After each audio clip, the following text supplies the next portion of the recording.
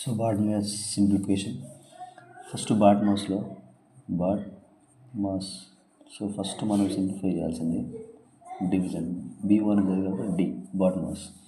So 0.36/06 into వీటన్నిటిని ఫ్రాక్షన్లకు మార్చండి. 7/10 / 14/10. ఇక్కడ కూడా అంతే. 36/100 ఇంటూ ఇది 6/11 కాబట్టి 10/6 అవుతుంది.